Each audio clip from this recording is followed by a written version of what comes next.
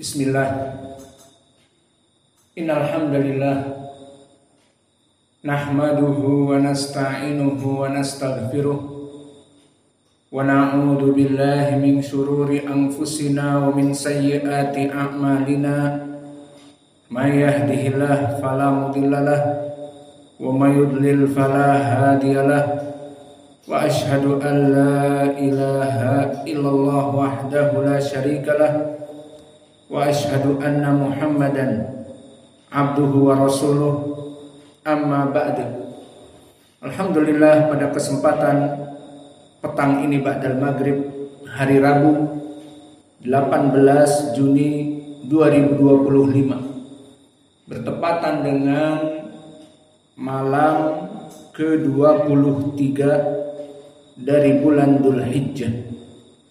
Dan pada kesempatan petang ini, pada dasarnya kita telah menjanjikan kepada ikhwah pelajaran yang berhubungan dengan bahasa Arab, yakni percakapan. Namun karena kita melihat ada bapak-bapak juga pengurus, maka kita we change the lesson, kita ganti pelajaran. Kebetulan we have soal jawab, asking and answer. Maka kebetulan ada soal jawab, maka kita membahasnya agar bisa bermanfaat bagi semua yang hadir di sini. Maka pertanyaan, Assalamualaikum Ustadz Said, semoga Allah memberikan selalu kesehatan dan rizki, amin. Ada pertanyaan Ustadz tentang permasalahan bagaimana seseorang dalam keadaan dia itu berdoa. Maka kadang-kadang seseorang berdoa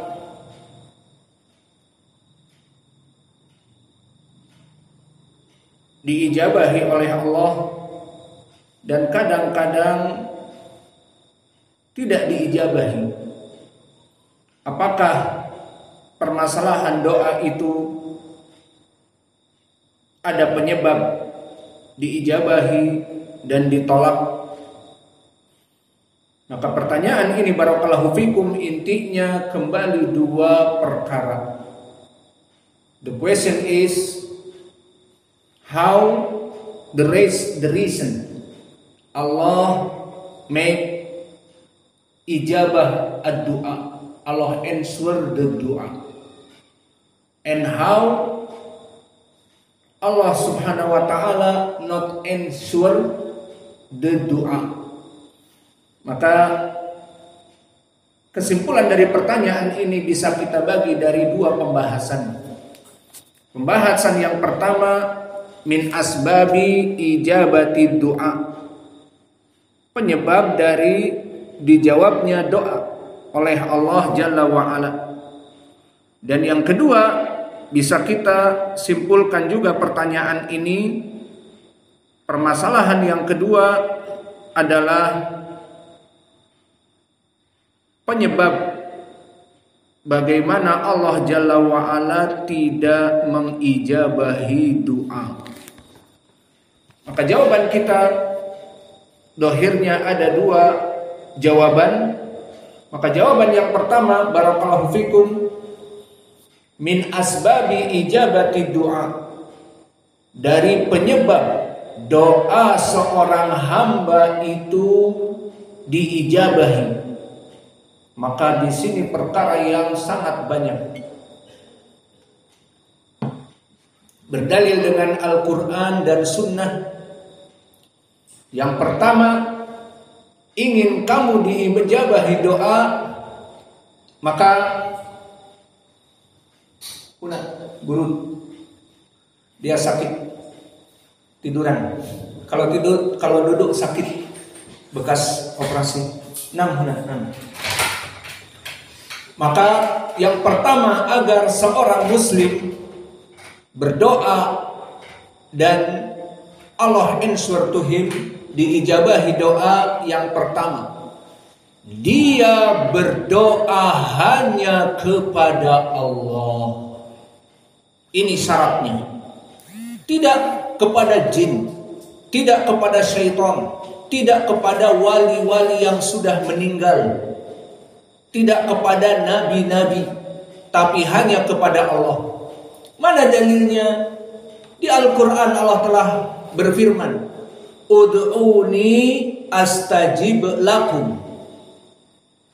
So the first is, the cause is Allah make answer the dua. The first, just dua to Allah.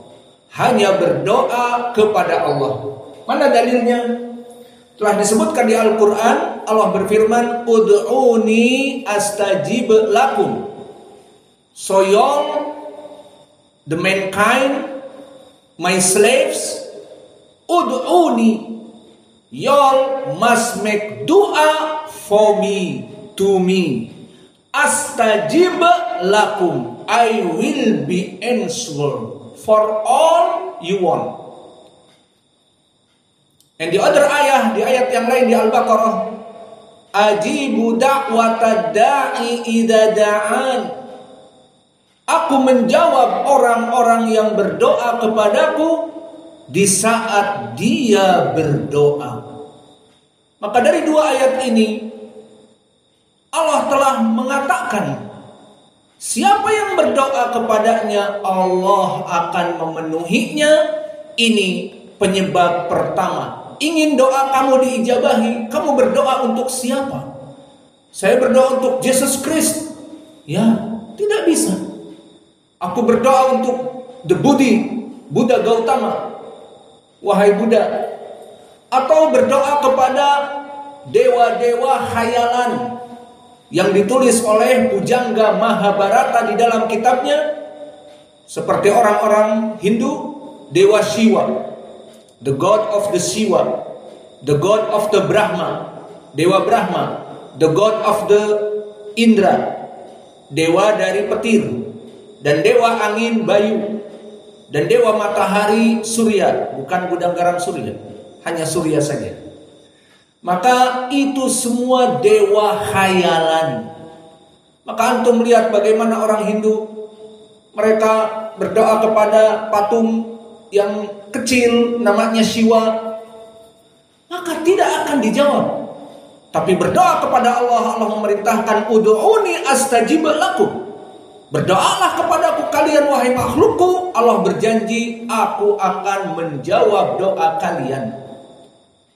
Maka ini dua ayat dan pendalilan di dalam hadis Nu'man ibni Bashir. Maka hadis Nu'man ibnu Bashir diriwayatkan oleh Ashabus Sunan dengan sanad yang sahih, disahihkan oleh Syekh kami Muqbil Al-Wadi'i di dalam kitabnya Al-Jami'us Sahih juga. Berkata Nabi, ad-du'a huwal ibadah. Kemudian Nabi membaca ayat ini, ud'uni astajib lakum.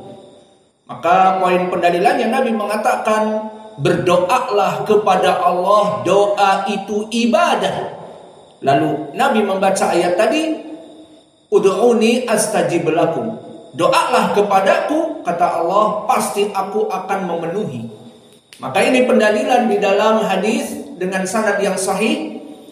Adapun faidah, ad-du'a mukhul ibadah mahaluh dhaif. Di mana sanadnya ada siapa? Ada Abdullah ibnu Lahiyah. Ahsantum.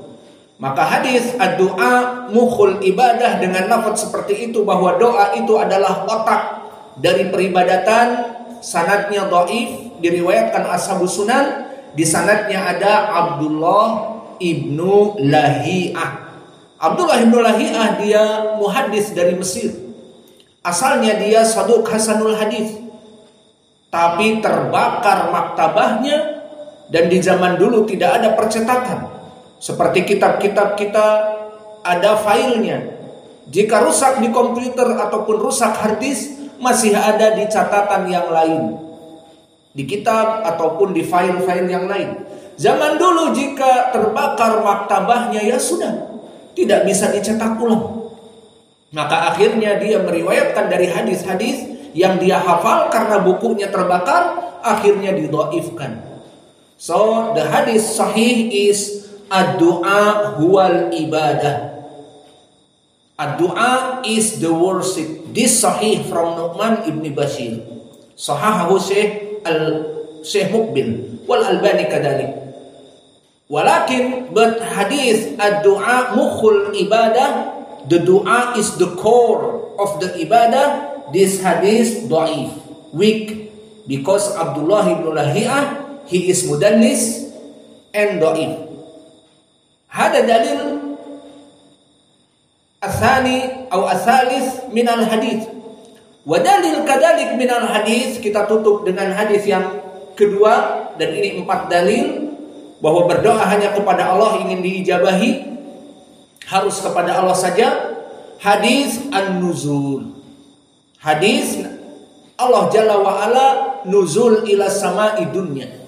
Hadis muttafaqun alaih dari Abi Hurairah tentang turunnya Allah di sepertiga malam terakhir. Awas ya ikhwah, every night Allah is nuzul from al-ars until the sky, the earth, sky of the earth.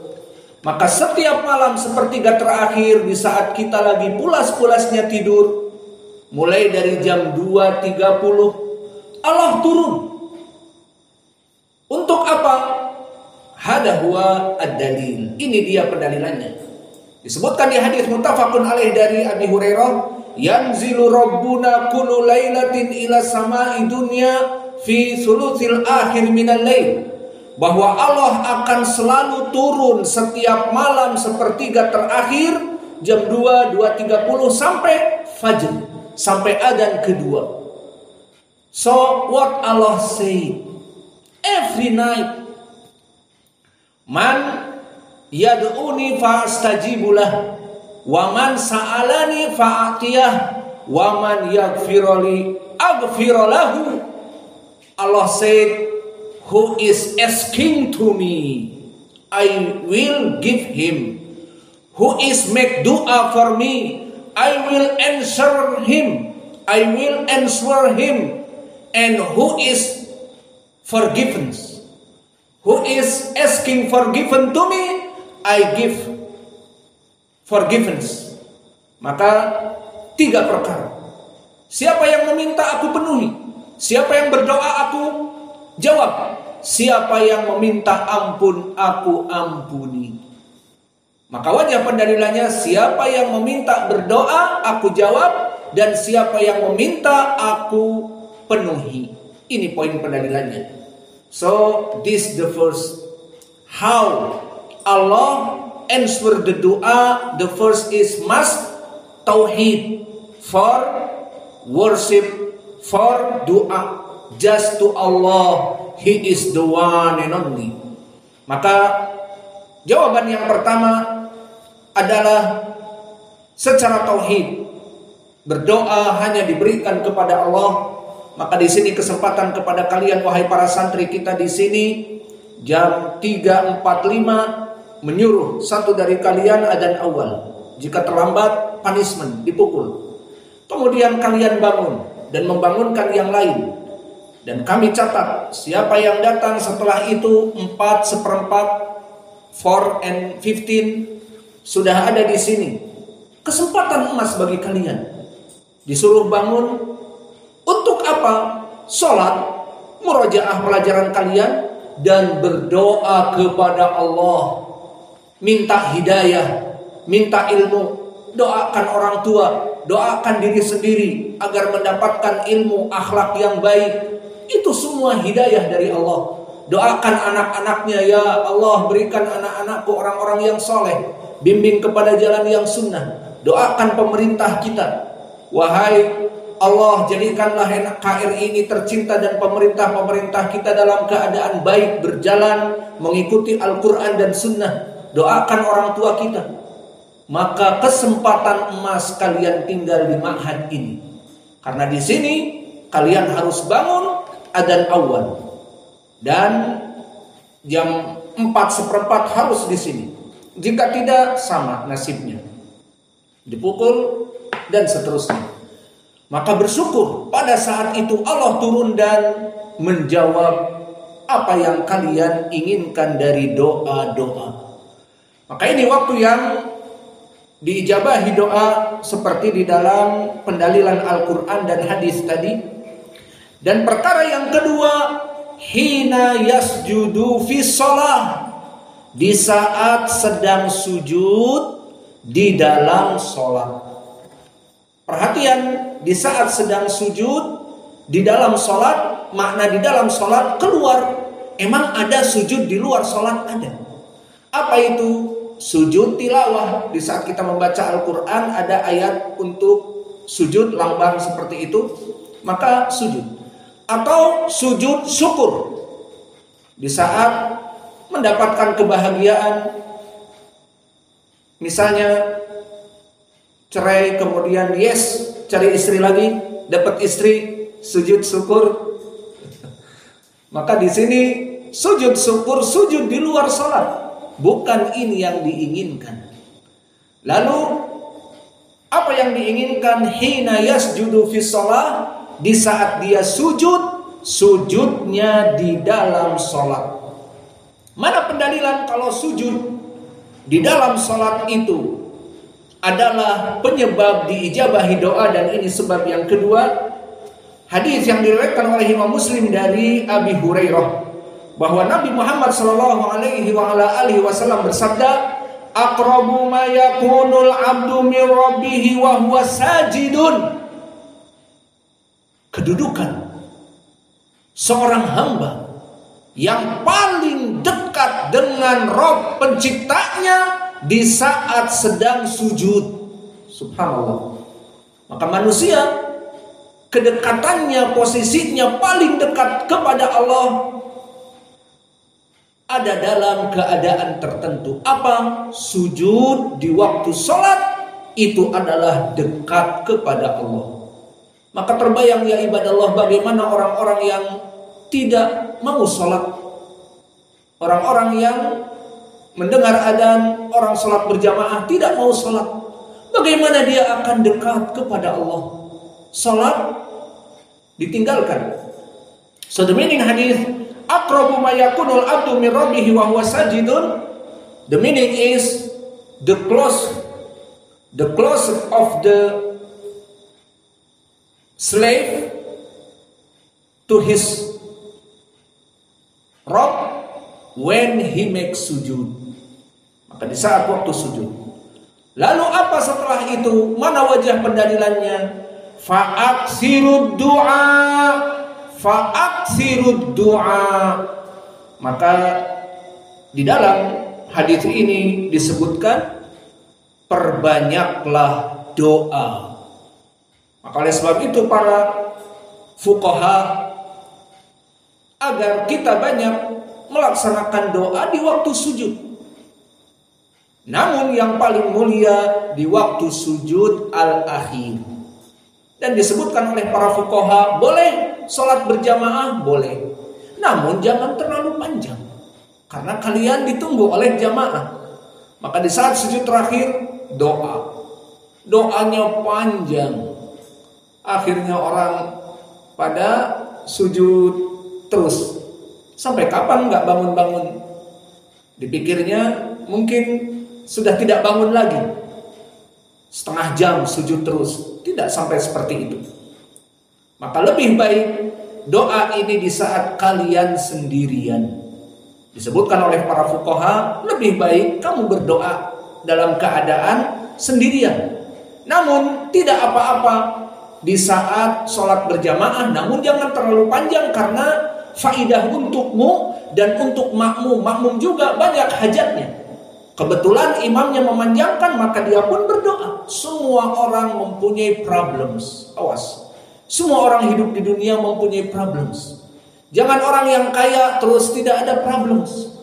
Orang yang kaya masih banyak problemsnya yang lain. Dan orang yang miskin jangan dipikir bahwa dia permasalahannya menumpuk. Tidak. Dia miskin, alhamdulillah. Namun badannya sehat, keluarganya dalam keadaan baik. Maka semua orang mempunyai problems tertentu. Maka sujud dan di situ kata Nabi fa'aksirud du'a. Ini diriwayatkan oleh Imam Muslim dari Abi Hurairah. Dan di sana ada riwayat yang lain dari sahabat yang kedua, An Ibni Abbas. Diriwayatkan oleh Imam Muslim. Maka berkata, wa amma sujud fajtahidu fid du'a faqam min an yustajaba lakum. Ini dia wajah pendalilannya lebih jelas. Maka adapun waktu sujud di dalam salat, fajtahidu fid du'a. Bahkan Nabi memerintahkan berijtihadlah, bersungguh-sungguhlah dalam berdoa, kesempatan emas. Faqam min an yustajaba lakum. Maknanya seakan-akan waktu itu Allah pasti akan menjawabnya. Maka ini kedudukan yang kedua. So what is the second? The second is in sujud when in the prayer. So this the second, Allah answer the dua. Okay, Ahmad, understand? Maka ini dari yang kedua. Maka perbanyaklah di waktu sujud, karena waktu sujud itu waktu paling dekat seorang hamba kepada Rabb-Nya. Dan Nabi mengatakan, fajtahidu, bersungguh-sungguhlah dalam doa. Faqam min an yustajaba lakum, maka seakan-akan doa pada waktu sujud itu tidak akan dilewatkan oleh Allah. Yang kedua, akhir kullu shalah qabla salam. Akhir dari segala salat sebelum salam. Maka saya mau tanya, apa akhir dari salat? Apakah sujud akhir dari salat? Jawabnya tidak. Setelah sujud dia bangun, duduk, tasyahud. Baik tasyahud al-awwal pada salat fajr, hanya satu tasyahud, atau tasyahud al-akhir pada salat tadi maghrib dan juga nanti isya. Maka akhiru kulli shalah qabla salam, dari doa mustajab adalah setelah kita membaca doa tasyahud yang ma'ruf al-Ibrahimiyah, Allahumma shalli ala Muhammad, kemudian Allahumma shalli ala Ibrahim wa barik ala Ibrahim, dan seterusnya. Selesai baru dimasukkan doa. Mana dalilnya? Dalil hadis muttafaqun alaih dari Abdullah ibni Mas'ud, di mana di hadis disebutkan bagaimana Nabi mengajarkan doa dari tahiyah al-akhir, membaca salawat Ibrahimiyah. Kemudian disebutkan summa yatakhayyaru minad du'a ajabahu ilaihi fayad'u. Kemudian setelah selesai dari salawat Ibrahimiyah, maka Nabi membaca doa yang dia inginkan agar diijabahi oleh Allah. Paham sekarang? Maka posisi di dalam salat ada dua. Tadi apa? Sujud. Dan ini kata para ulama secara mutlak dalam waktu sujud.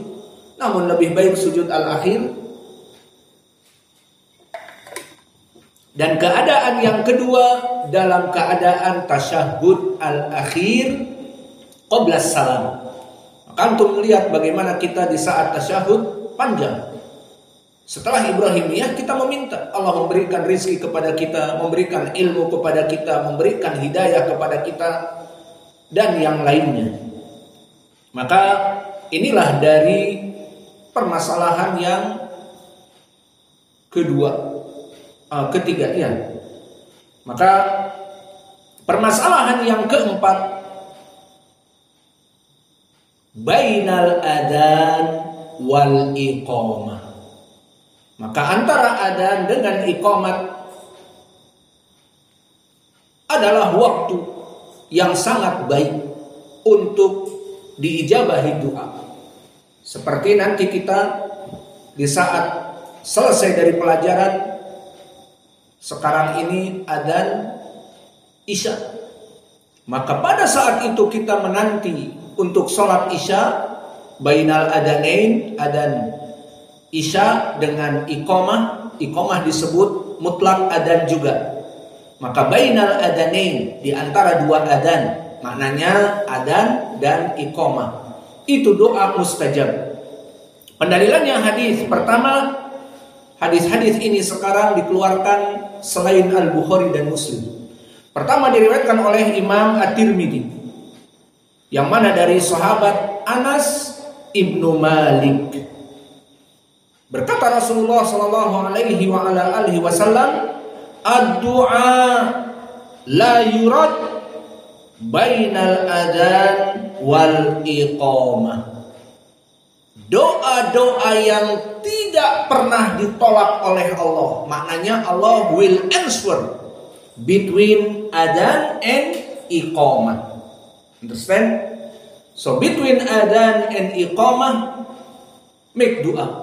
Maka di saat setelah pelajaran, maka bubar, dipersilahkan adhan. Maka setelah adhan, berijtihad dari kalian untuk berdoa, karena itu waktu mustajab. Ad-du'a la yurad bainal adhan wal iqamah. Hadal hadis diriwayatkan oleh Imam Anas ibnu Malik, dan datang dari jalan yang lain diriwayatkan oleh Imam Ahmad dari jalan Israil an Abi Ishaq an Buraid ibni Abi Maryam dari Anas. Kalau yang tadi dari Zaid al-Ammi dari Muawiyah ibnu Qurrah dari Anas. Maka di jalan yang kedua lafadznya, inna du'a la yurad bainal adan wal iqamah fad'u, bahwa sungguhnya doa yang tidak akan pernah ditolak oleh Allah adalah doa antara adan dengan al-iqamah, maka perbanyaklah doa, kata Nabi. Maka ini keadaan yang keempat. And now the fifth, keadaan yang kelima, akhirus sa'ah fi yaumil jumu'ah. Akhirus sa'ah fi yaumil jumu'ah, maknanya waktu akhir di hari Jumat. Maka ketahuilah, hari Jumat itu hari yang paling baik bagi seluruh manusia. Mana dalilnya? Datang dari Abi Hurairah, diriwayatkan oleh Al-Bukhari dan Muslim, khairu ayyamin tatlu'u fihi syams yaumul jumu'ah. Hari terbaik bagi kaum muslimin tentunya dan manusia secara umum, hari Jumat. Ini nas dari Nabi. Maka bukan hari Ahad, bukan hari Sabtu, tapi hari Jumat. Dan bahkan tambahan faidah, pada hari Jumat itu selain tadi di akhirnya diijabahi doa, di awalnya, awal hari, di sana ada sholat yang paling baik dalam sepekan. Dan ini keutamaannya bagi kita di sini yang sholat berjamaah, sholat fajr. Dan di tempat yang lain, di masjid-masjid yang lain yang jelas berjamaah. Mana dalilnya? Hadis diriwayatkan oleh Imam Abi Daud. Hadis ini disahihkan Syekh kami Muqbil. Qala Rasulullah sallallahu alaihi wa ala alihi wasallam, afdalu as-shalah fil usbu', sebaik-baiknya sholat dalam sepekan. Sehari kita sholat 5 waktu, maka dikali 7, 35 waktu. Ada waktu di sini yang paling baik dari 35 waktu tersebut. Apa itu? Sholatu al-fajr fi yaumil jumu'ah ma'al jamaah.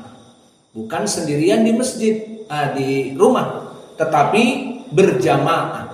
Maka disebutkan di hadis, sholat hari Jumat berjamaah. Sholatnya bukan duhur, bukan asar, tetapi sholat fajr berjamaah, maka dia sebaik-baiknya sholat dari seluruh sholat. Maka dari 35 kali kita sholat dalam sepekan, yang terbaik adalah sholat wajib fajar berjamaah bersama imam. Maka ini keutamaan dari hari Jumat yang banyak. Tadi sebaik-baiknya hari. Kedua, sebaik-baiknya sholat berjamaah di sholat fajar hari Jumat. Maka alhamdulillah kepada saudara-saudara kita agar sholat berjamaah di sini jangan lewatkan sholat Jumat di rumah.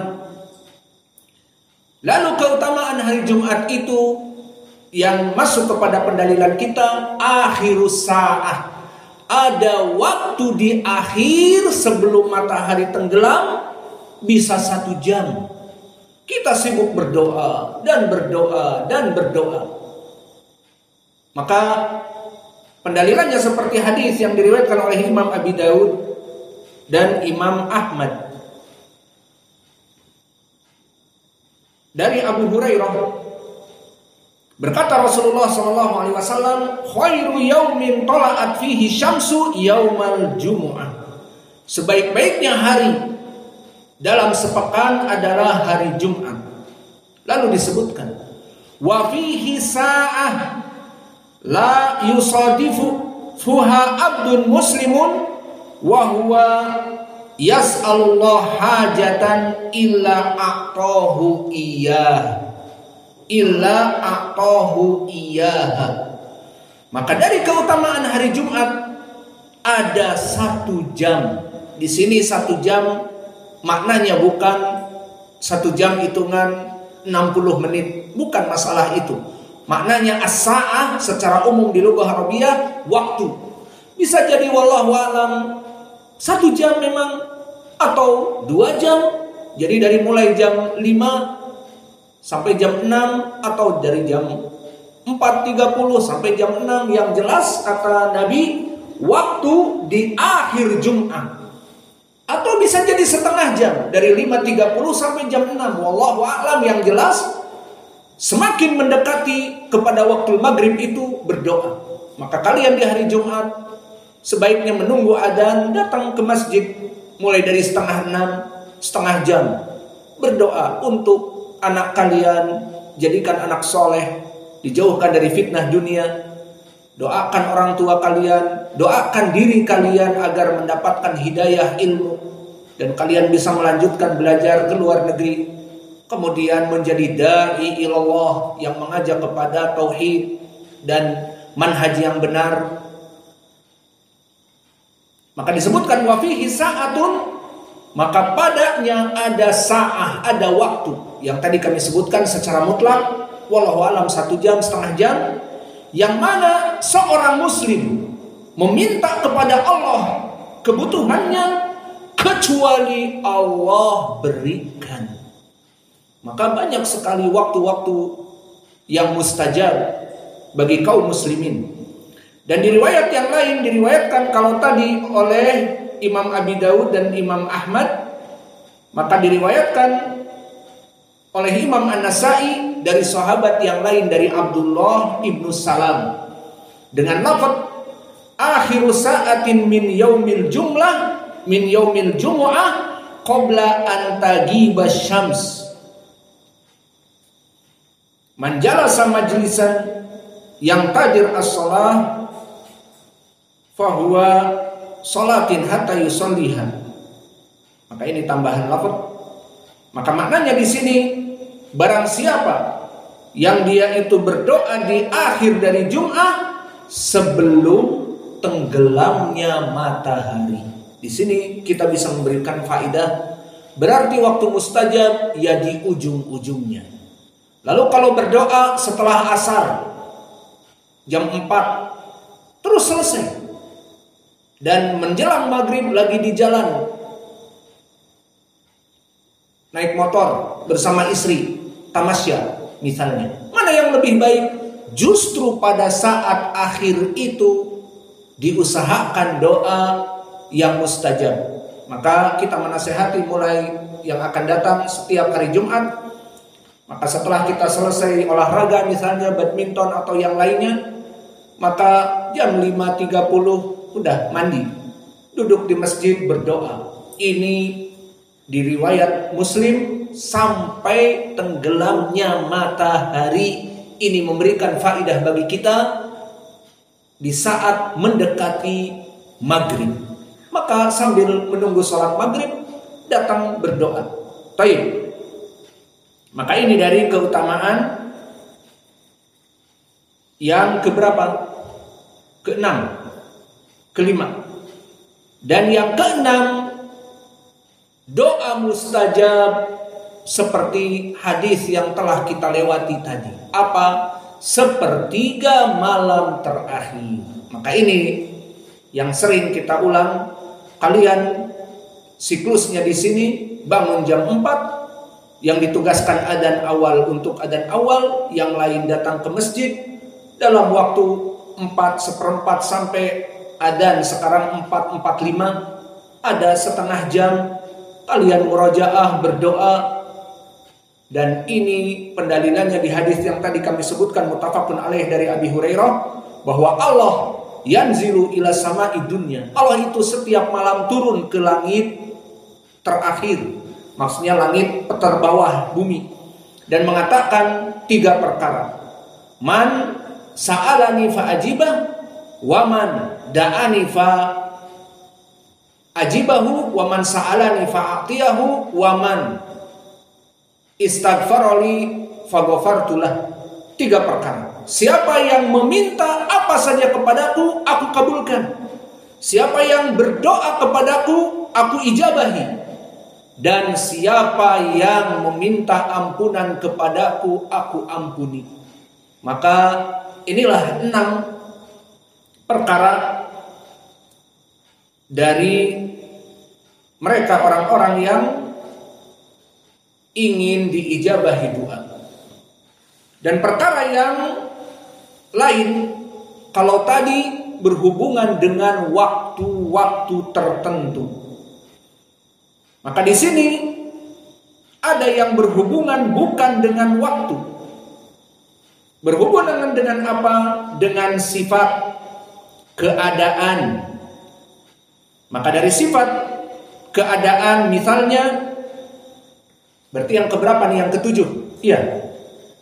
Kalau tadi berhubungan dengan times, waktu. Waktunya waktu sujud, waktunya sepertiga malam terakhir, waktunya antara 2 adzan, waktunya sebelum salam, tasyahud akhir, itu semua waktu. Sekarang berhubungan dengan sifat. Apa itu makna sifat? Sifat orang yang berdoa. Maka dari sifat orang yang berdoa, dan ini yang ke-7, dia dalam keadaan berpuasa. Maka telah kita bahas di pembahasan kitab kita, kumpulan hadis-hadis sahih tentang keutamaan berpuasa. Di antaranya telah kami jelaskan hadis yang datang dari berbagai jalan. Pertama datang dari Abi Hurairah, dan yang kedua datang dari Anas. Maka hadis ini menjadi hadis hasan li ghairi. Berkata Rasulullah SAW, salasah la turad da'watuhum. 3 orang yang tidak akan pernah ditolak dari doanya. Pertama, as-shaim hatta yuftir. Orang yang berpuasa sampai dia berbuka. Berapa jam? Mulai dari jam 5 misalnya adzan, sampai jam 6, 3 balik jam, 13 jam dia berdoa kapanpun akan dijawab. Ini kembali kepada sifat orang yang berdoa tersebut, bukan kepada waktu, selesai dari waktu. Maka ini yang ke-7, sifat dari orangnya dalam keadaan berpuasa. Maka disebutkan la turad da'watuhum as-shaim hatta yuftir wal imamul adil, dan imam yang adil. Dan di sana riwayat dari Anas selain dari Abi Hurairah, wa da'watul musafir, doa orang yang musafir. Maka seseorang yang melaksanakan safar, meskipun dari sini ke Padang, yang jaraknya 210 km. So if you traveling from Damasraya to Padang, you time and you make jamak, pray, kamu membuat jamak dan dikasar juga karena lelah, maka kamu berdoa, doa kamu akan diijabahi. Maka disebutkan imam yang adil dan juga doanya orang yang berpuasa dan juga musafir. Berapa sekarang ketambahan? 3. Dari tadi 6 ya. Jadi 9. Berarti imamun adil. Jika kamu seorang imam, oh itu imam bersifat umum. Jangan dipikir Pak Presiden saja imam. Lah, kalian semua imam. Di mana? Di rumah kalian. Karena Allah berfirman, Ar-rijal qawwamun 'alan nisa. Setiap laki-laki pemimpin bagi istri-istrinya. Maka istri kita di rumah melaksanakan ketaatan kepada kita dan kepada Allah. Mereka melaksanakan sholat dan melaksanakan apa yang kita perintahkan, terutama seperti hubungan suami istri dan makan, minum, mencucikan pakaian dan sebagainya. Maka kita pemimpin. Maka di saat kita adil, itu pun dalam skup yang paling kecil pemimpin rumah tangga, doa kita mustajab. Idan al-murad bil hadis al-imamul adil mutlak. Qad rubama imam seperti presiden kita, jika dia adil, alhamdulillah doanya mustajab. Dan juga yang di atas dan di atas, seperti misalnya Pak Wali Nagari, pemimpin kita, jika dia adil mengurusi tatanan pemerintahan di nagarinya. Nagari itu kelurahannya, itu khusus bahasa orang awam. Nagari kelurahan, dia pemimpin, dan Pak Camat di kecamatannya, dan Pak Gubernur di provinsinya, dan yang lainnya, maka semua adil, doanya mustajab. Dan skup terkecil kita pemimpin keluarga, imam in our house, every man like you, me, Abu Yazid, Abu Bahrum dan yang lainnya, pemimpin keluarga. Bisa jadi doanya diijabahi. Maka tambah 3. Imam adil, orang yang musafir, dan juga orang yang berpuasa. Jadi berapa? 9. Dan juga diriwayat dakwatu al-walid liwaladi, dan doa orang tua kepada anaknya. Maka jika kita mempunyai anak yang nakal, anak yang disuruh sholat tidak mau, disuruh puasa tidak mau, kita jangan frustasi. Berikan haknya sebagai anak, dan kita punya senjata berdoa.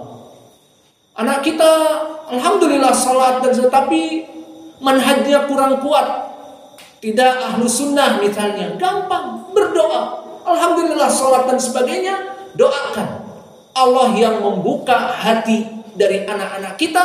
Dan poinnya, dakwatul walid li waladi, doa orang tua kepada anaknya mustajab, dijawab oleh Allah.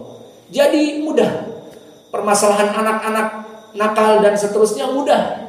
Kamu orang tua, doakan. Jadi untuk orang tua punya 2 poin di sini. Imamun adil, jika bapaknya itu menjadi imam yang adil di keluarganya. Nggak mesti maknanya adil itu punya istri 2 terus adil, punya istri 3 adil. Enggak. Maknanya adil, dia memang memberikan hak anak-anak, istri, semua diberikan haknya, maka itu adil. Bukan harus adil, berarti yang tergambar harus punya istri 2 terus adil. Paham? Tidak mesti. Dan perkara sekarang 10. Yang ke-11, dakwatul mazlum. Itu juga sifat. Iya apa tidak? Orang yang didolimi. Maka awas, orang yang didolimi, maka dia akan diijabahi doanya.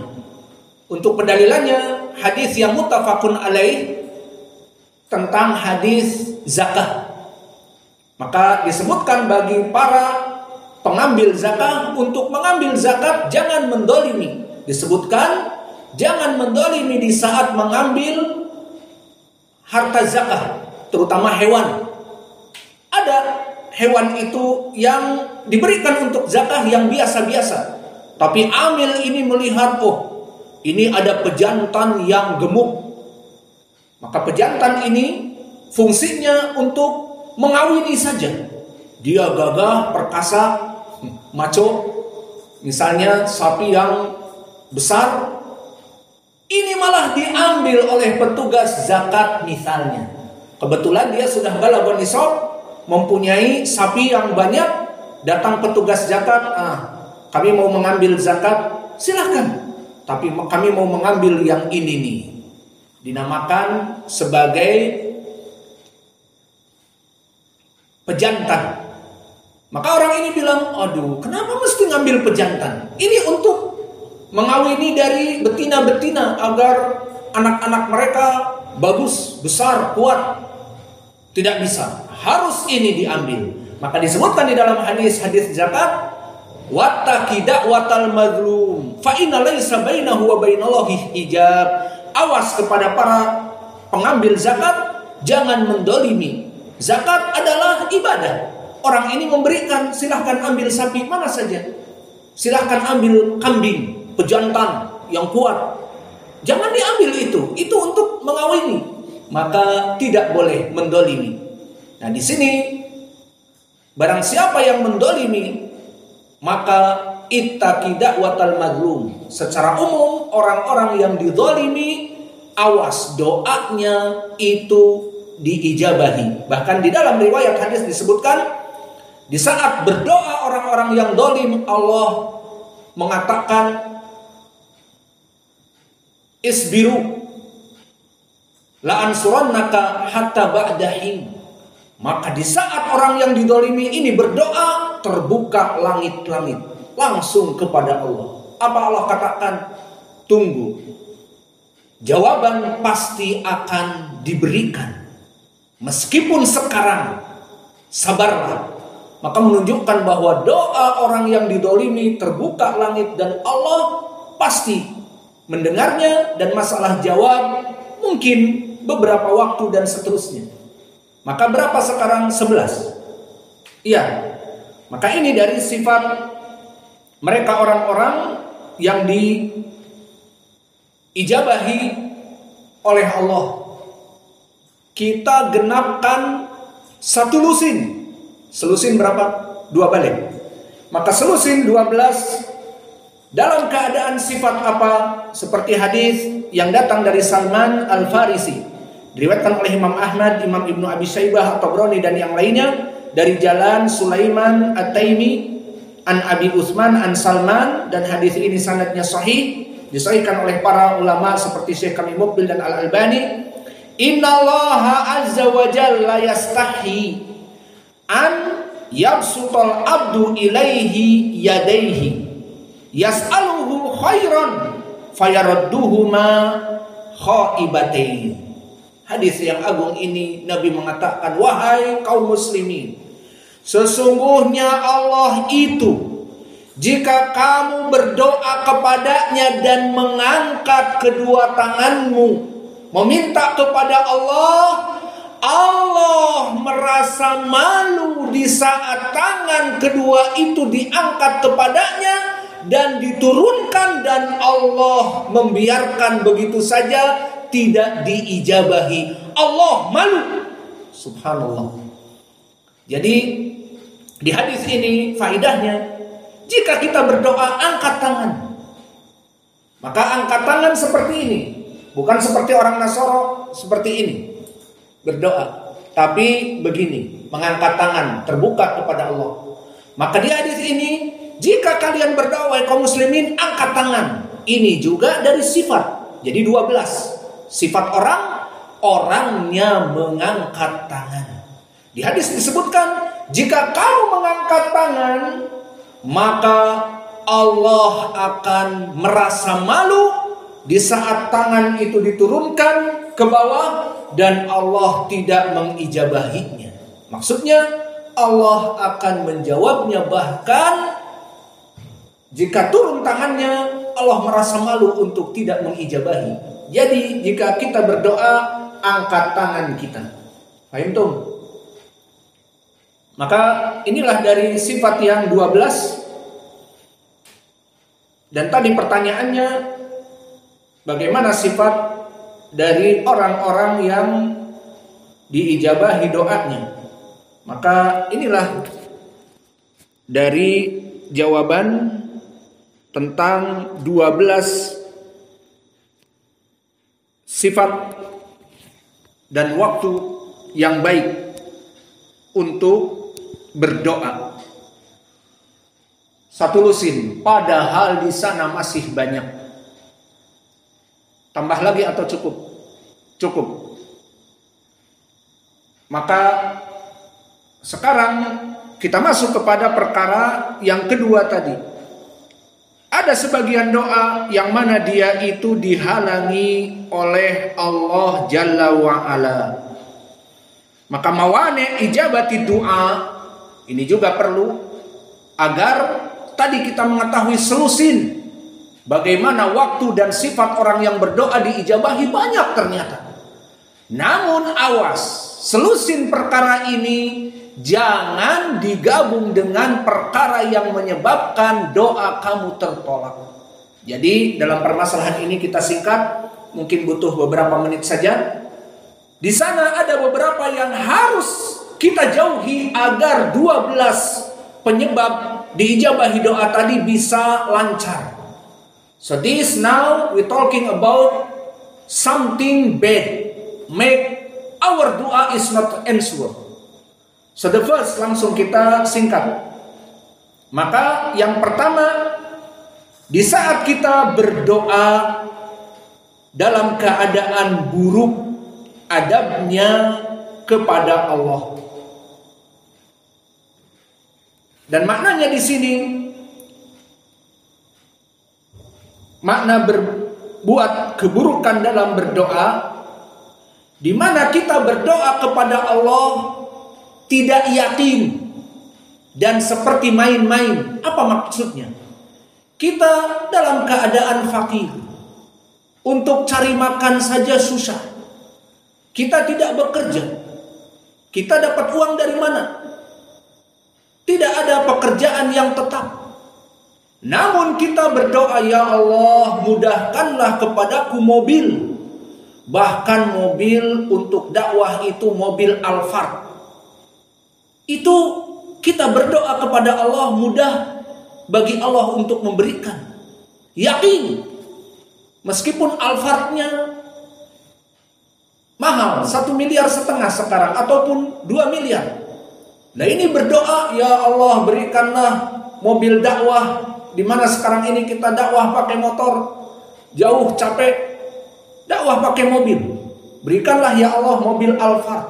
Dia yakin bahwa Allah pasti akan menjawabnya, karena Allah akan menjadikan kun fayakun, segala perkara yang mustahil akan jadi mudah. Namun kebangetan ente, minta mobilnya Alphard, mobil yang biasa-biasa aja lah, apa? Pajero gitu. Pajero juga mahal. Ya sudah, hal muhim kita pingin mobil Alphard. Maka di sini dari penyebab ditolak doa setelah terpenuhi tadi 12, dia dalam keadaan puasa, dia dalam keadaan safar, dia dalam keadaan imam adil di keluarganya, dia. Namun di sini dia masuk kepada satu perkara saja, maka dia bisa ditolak. Apa? Di saat dia ragu. Maka dia berdoa, ya Allah, Allahumma rzuqna, Allahumma i'tini sayyarah Alphard, ya Allah, in syi'ta. Maka di sini dia berdoa, wahai Allah, berikanlah kepadaku mobil dakwah Alphard jika kamu mau. Nah ini kenapa ditambahi jika kamu mau? Atau lebih parah lagi, jika kamu mampu. Maka ini merendahkan Allah.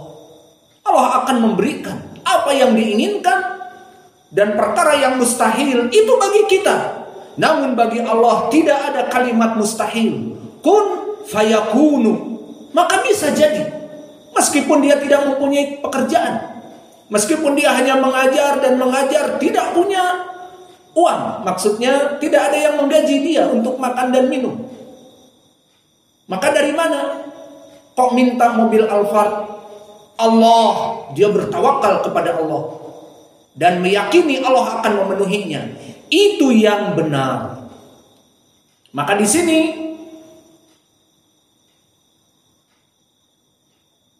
dari pembatal, di saat seseorang berdoa dalam keadaan hatinya tidak yakin atau bahkan keluar dengan lafaz yang main-main, maka di sini telah datang hadis pendalilannya, yang mana hadis ini diriwayatkan oleh Imam Al-Bukhari dan Muslim.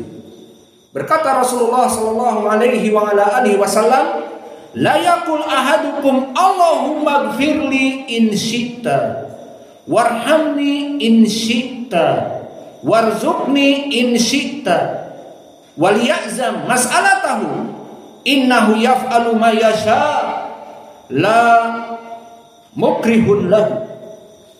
Lihat bagaimana hadis yang agung ini. Jika kamu berdoa kepada Allah, yakin Allah pasti akan memenuhi doa kamu. Janganlah berkata, ya Allah ampuni aku, jika kamu menginginkan dosaku diampuni. Jangan seperti itu. Atau Allahumma arhamni, wahai Allah rahmati aku, anaknya sakit. Wahai Allah sembuhkan anakku jika kamu mau. Atau warzuqni, berikan aku rizki jika kamu mau. Ya Allah berikanlah aku mobil Alphard untuk dakwah. Terlalu mahal, 2 miliar dari mana? Jangan berpikir seperti itu. Allah Karim, Allah sangat pemurah, apalagi tujuannya untuk berdakwah. Maka di sini pembatal yang pertama, hati kita tidak yakin. Maka seseorang ingin berdoa, yakini Allah pasti akan menjawabnya. Selama tadi sifat-sifat yang 12 kita ada padanya, kita yakini mudah untuk mendapatkan mobil mewah tersebut misalnya. Mudah untuk mendapatkan perkara-perkara yang dianggap bagi kita mustahil, bagi Allah sangat mudah. Maka ini dari penghalang pertama. Jadi kalau berdoa jangan ragu, jangan mengatakan jika kamu mampu ya Allah, tentu Allah mampu. Atau jika kamu mau ampuni dosaku, jika kamu mau ya Allah sembuhkan anakku yang sakit ini. Kif jika kamu mau. Maka ini penghalang dari doa yang pertama. Dan yang kedua, dari penyebab dihalangi doa adalah istijal al-ijabah. Sebagian dari manusia merasa putus asa dan frustasi.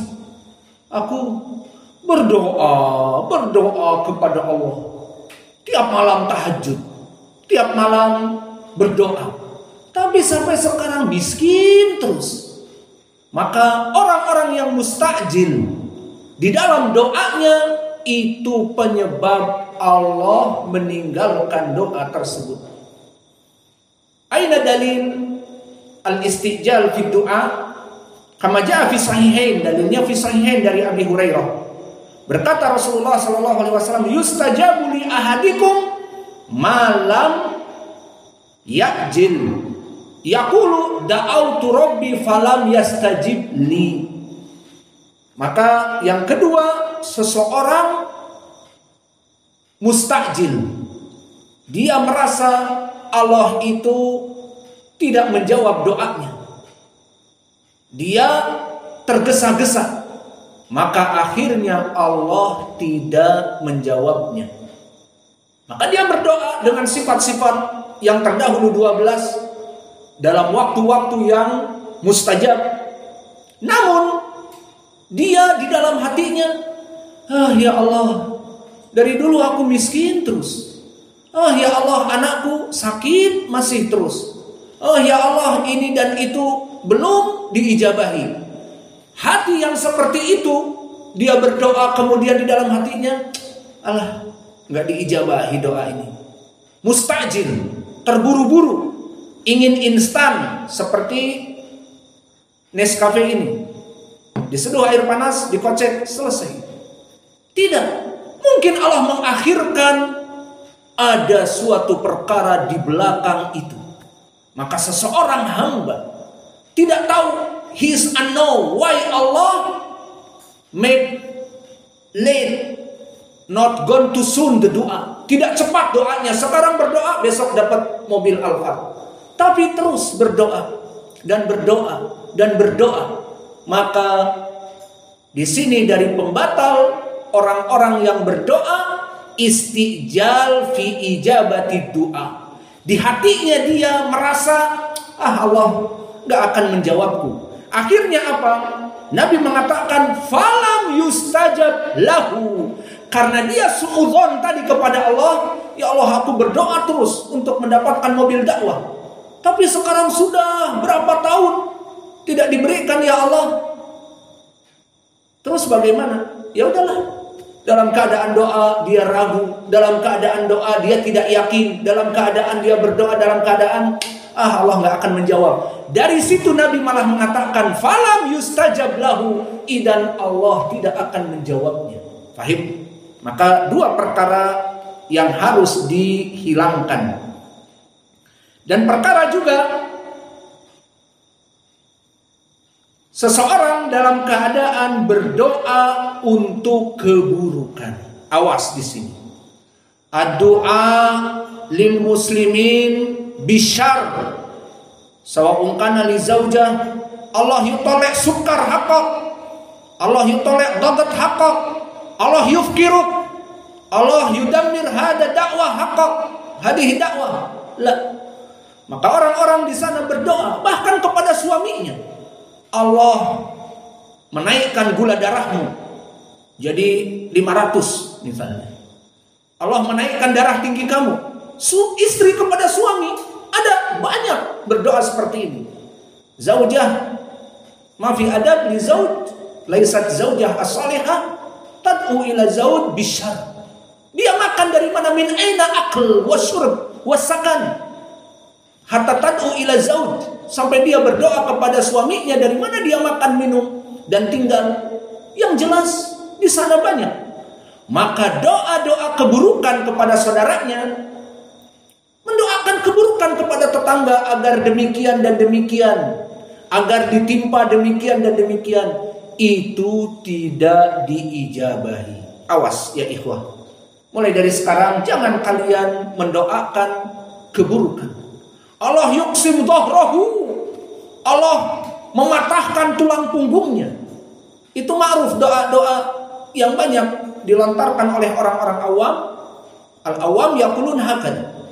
Maka mereka orang-orang awam akan mendoakan keburukan. Maka di sini tidak diijabahi. Maka please dari sekarang janganlah kalian mendoakan keburukan kepada muslim.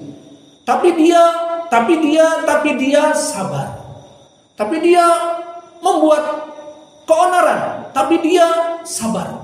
Jangan didoakan Allah menjadikan kamu fakir, Allah menjadikan kamu duda. Maksudnya istrinya menceraikan dia misalnya, atau mati, atau dan sebagainya. Tidak.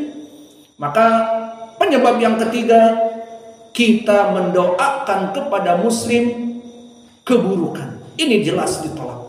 Subhanallah, Allah menolak doa-doa keburukan. Maka bagaimana jika terzalimi? Doakan kebaikan-kebaikan untuk diri kalian.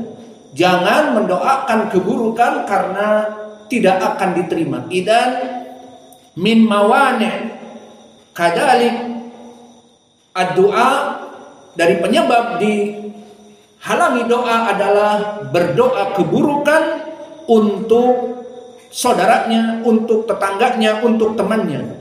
Mana pendalilannya? Hadis diriwayatkan oleh Imam Muslim dari Abi Hurairah.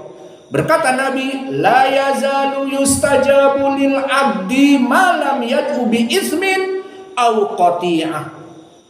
Doa dari muslim itu akan selalu dipenuhi oleh Allah, apalagi dengan 12 sebab tadi. Kemudian dia berdoa, akan selalu kata Allah diijabahi, kecuali doa keburukan kepada saudaranya. Maka di antara kita jangan ada hasad, iri dan dengki. Melihat dari misalnya teman-teman kita lebih pintar, kita doakan, ya Rabb jadikan orang ini akalnya kurang, hafalannya menjadi kurang, atau agar orang ini sakit karena iri. Maka tidak ada yang seperti itu, dan ini tidak diijabahi. Berapa sekarang? 3. Maka kita tutup dengan perkara yang keempat, dan ini juga perkara yang menyebabkan seseorang tidak diijabahi dari doanya. Apa itu? Berdoa dalam keadaan sumber rizkinya dia dalam keadaan haram. So someone when make dua, he must back to himself. From where the money he eating? From halal or from haram? Jika dia sumber rizkinya pertama dari uang riba, atau dia kerja di tempat-tempat yang haram, his work bankir, or she is prostitution, dia pelacur, setiap malam mendapatkan uang dari mahar pelacuran, mahar yang haram. Maka orang-orang yang rizkinya haram, makannya haram, minumnya haram, pakaiannya haram, tinggal pun di rumah-rumah dari hasil haram. Maka di sini yang keempat dari penyebab tidak diterima doa. Mana dalil? Diriwayatkan oleh Imam Muslim dari Abi Hurairah, di mana Nabi Muhammad SAW mengatakan tentang sifat orang musafir yang harusnya diijabahi doa. Maka disebutkan, dzakara rajul yutilus safar as'atha akbar yamudu yadaihi ilas sama. Di sini ada 2 sifat yang telah kita lewati. Sifat apa diijabahi doa? Pertama, orang yang musafir dalam keadaan berpeluh, dalam keadaan kotor, dalam keadaan capek, safar. Dan kemudian dia mengangkat kedua tangannya ke langit. Ini pun tadi telah kita sebutkan penyebab doa diijabahi, mengangkat 2 tangan seperti di hadis terdahulu. Kemudian mengatakan, ya Rabb, wahai Allah.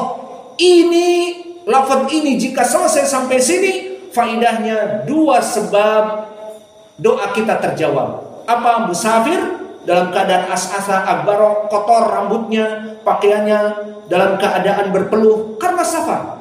Dan yang kedua, mengangkat kedua tangan, ini penyebab. Namun faidah hadis akhir ini, lihat, 2 penyebab ini yang tadi kita jelaskan 12, jika tercampur dengan penghalang yang satu saja, dia tidak bisa diterima. Apa itu? Disebutkan, wa mat'amuhu haram, wa mashrabuhu haram, wa malbasuhu haram, wa gudiya bil haram, fa ana yustajabu lidzalik.